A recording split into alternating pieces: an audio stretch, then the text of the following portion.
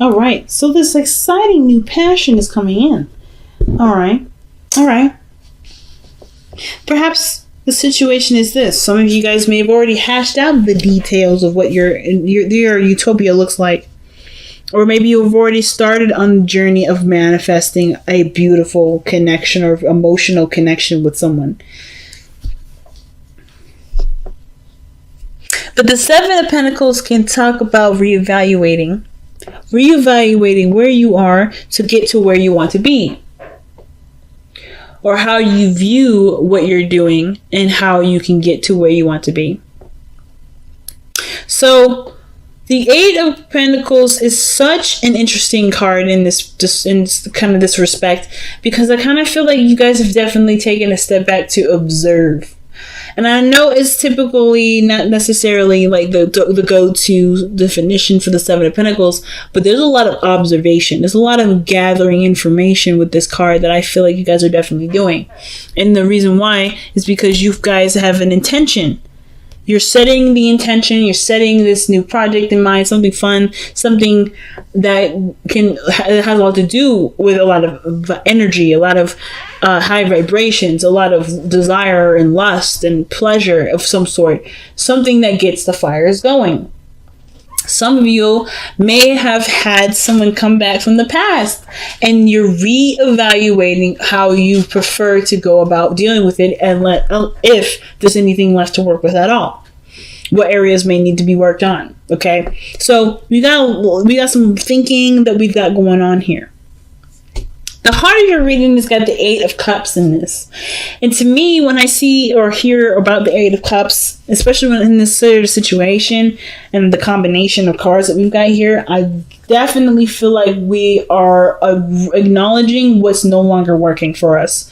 No longer in like serving, giving us anything to work with. No longer allowing us not allowing us, but no longer giving us something to discover or to understand about ourselves. I think we've completely used what we needed to use from this. So the situation is that we're emotionally drained. There's nothing more we can give to a situation anymore.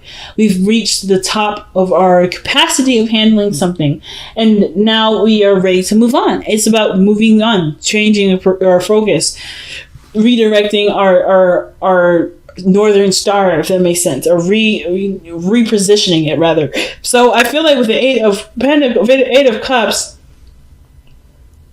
this situation is saying that how much you are ready to kind of move on. Like you're not quite interested to stay and linger. So in the past, you had the King of Cups. You have an ideal lover already. You already know who this person is. You already know what this person's going to look like, how this person feels, how you want them to make you feel. You know exactly what this individual looks like. There was lots of daydreams with this individual here. Sometimes this can indicate this is an actual person, the Pisces, Cancer, Scorpio, whom you last interacted with, and this person was quite mature for how they displayed themselves. Or this is you guys mastering your own emotional and your own emotional portion of yourself, becoming more aware of your emotions, mastering the flow or the way you respond to certain things in your life to manifest what you want to manifest. So you know exactly what this is for you guys in your own personal stories. So with this translation, right, I feel like with this mastering of your own emotions here, or dealing with somebody from the past here, I don't really feel like this person was emotionally manipulative or underhanded in some way, but I do feel like this person had some serious conflict attached to that, and you've made peace with it somehow, or you've created a way to be more self-sustaining, or to have more self-esteem, higher self-esteem for yourself in this area through this kind of interaction. And I don't know why I'm connecting this with the external energy, the Five of Swords, with the King of Cups in the past, but I do feel like they have something to kind of do with it.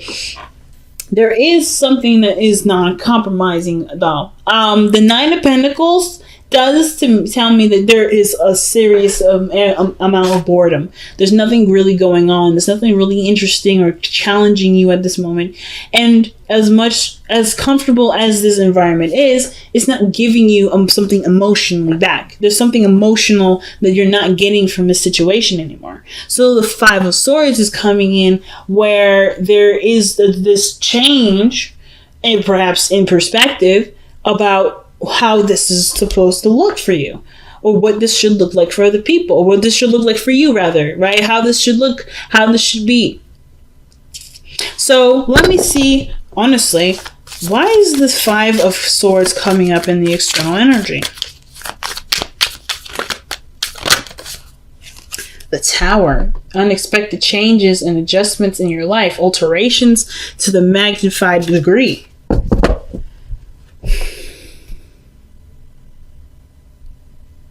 But the Five of Swords is a ruthless energy. It can be very ruthless. Looking out for your own best interests sometimes, or someone around you that's looking to sabotage your way of life. But I don't think this is anyone outside of yourself.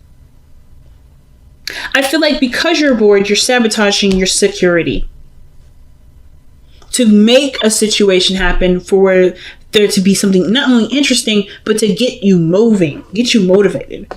Some of you guys may or may not really notice that you're doing it, and do that sabotage. You will hit a space where you have to conquer some fears or doubts about yourself that you may not have noticed being in a place that's so comfortable. It could be. However, that's something, and it's a totally different extreme case. And even then, this isn't an act of love. Even if you were to sabotage your comfortable life, you are not doing it because you hate yourself. You're doing this because you love yourself and you want to give what you want. Give yourself what you want. So if that doesn't apply to you, then don't apply. If those of you that are willing to be honest about it, go ahead, say it. Be honest with yourself.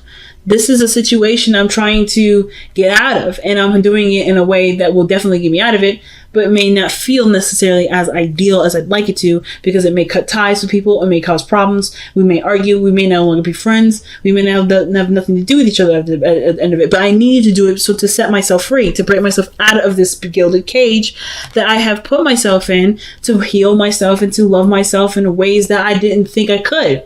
And it's okay. But the situation for me, though, with the Nine of Pentacles, isn't necessarily about seeing yourself as trapped, because I don't think you're trapped. And I don't think you see yourself as trapped, but you do feel like your lifestyle is in a situation where it's set and it can take you places financially, but never anywhere emotionally. So does that mean you just completely changed that whole lifestyle up? Not necessarily. You can, there's something else you can do without having to cause serious uprooting of your life. And I feel like that's where the Ace of Pentacles comes in. What new engagements or parties or projects do you want to start? What other things do you want to begin? Because if you're too bored for too long, you're gonna get creative. Oh, Gemini, I'm just going to say this straight out. You're going to get really creative, and you're going to start coming up with ways to make yourself do things that you never would think yourself would do. And then it's going to feel like, it's just a lot to overcome. You're going to survive that too. Whatever you decide to do, either way is the right way. It's just about whether or not you want to control that way consciously or not control that way subconsciously. Or control that way subconsciously. And subconsciously, sometimes we don't see that shit coming. And I can tell you on a record of times, anytime I've sabotaged myself, it was me doing it to me because I didn't notice, and I was protecting myself from failure, protecting myself from the fear of losing or fear of doing something bad. This may not apply to everyone, I'm just going to say straight out. And if it does, this is not a judgment. This is not a judgment whatsoever. This is legitimately just stating what I'm seeing here as a method or as a form of facts, not a judgment. Because like I just told you, I do the same BS myself. Okay, the same thing. But I feel like instead of uprooting your entire life or trying to change something drastic in yourself, in your environment, because you're not mad at the area. you're just not getting anything out of it anymore. Emotionally and like financially and everything, you're comfortable, you're set. I don't think anybody wants to ever like be struggling again. And I don't think you're struggling. I think you're good. And I feel like you want to maintain this but have something interesting going on. Which is why you're seeing the Seven of Pentacles coming up. You've done what you need to do. You're in a comfortable space. What else do you need to do? Incorporate something of great value in your life. You're in a comfortable utopia. You're in a comfortable place in your life. This doesn't necessarily have to change. If you wanted to change, you definitely could start from scratch. It's telling you to do it anyway. But if it's not necessarily the route that you are necessarily trying to go into, perhaps taking something up that's still big, that still gets you moving, that still increases your interest by going after what you are trying to feel. That's best associated with something that you can do now. Okay? So that's what I got going on here. That's what I feel like is happening. I feel like that's the advice. And I feel like you guys are already trying to figure out what to do now. Some of you guys are like, yeah, I'm ready to do something new, something I can actually enjoy, something that I feel is worth my time and energy, that I don't see as work. Now, your hopes and fears is the Ten of Pentacles. Like I said, I don't think you guys want to leave a space where you're financially comfortable, or at least remove yourself out of a position of feeling of being all right, like financially, stable-wise, emotionally, whatever. Like you have this connection with yourself, this independent view of yourself. You want to keep that the best as you can, and you can always keep it no matter what situation you're in case you do decide to just like say, you know what, let's start from absolute scratch. And even if it is starting from absolute scratch, the advice is literally what you've been already thinking. But again, if this is not what you want to do, if you want to go ahead and start doing something different, but kind of maintain the same sort of stature, then you can do that. And I feel like it starts by looking at what you want to feel. The Four of Cups. What do you want to feel, Gemini? Super important. Do you want to feel fulfilled? Do you want to feel successful? Do you want to feel helpful? Do you want to feel accomplished? Do you want to mean something of great? Do you want to not mean something of great value to yourself, which that's still a valid one to go down? Do you want to see how you are in this art form or in this sort of field of work? Is there something about this area that's intriguing, that's interesting to you, that you'd like to discover and learn more of and become efficient in? Whatever those areas are, it's all attached to an emotion. And until you find that emotion, but once you find that emotion, it's going to be super easy to pinpoint what you want to do. And I love this card in the back underneath the deck, and I don't typically look at these nowadays, at least for the videos. I look at them all the time for my personal readings, but for the videos I don't do them. But the card underneath here is Wheel of Fortune. You have a new opportunity coming in. Well, this is your new opportunity to do something completely different, to enrichen yourself in another way. It's a change of luck. So this is a pretty big transformation in your life, really big change that's coming in your life anyway. Okay, the tribe. Okay, all right, okay. I feel like there's people around you that are willing to help you. There are people around you that are willing to help you. And it does have a lot to do with the environment that you put yourself in, the people that are willing to work with you, and what role you play in the whole situation too. Most importantly, you have people around you that you can brainstorm, that you can collab with, that you can, maybe bounce ideas off of. And there is a role that you can play in doing that helps other people. You don't have to do this by yourself, as the Nine of Pentacles can sometimes suggest. Doing something solo, or being alone, or doing something without anyone else's help. You don't have to do it by yourself. You can do this with people around you that love you and want the best for you as well. It's just Like, so I feel like if you've got people or a group of people that around you that want you to be happy or are just as interested as you are about, what your next steps will be, I feel like collabing and bouncing ideas off of them, it will definitely give you some ideas. The Ace of Pentacles, to start working on something. Wow, let two become one as well. Wow. Interesting.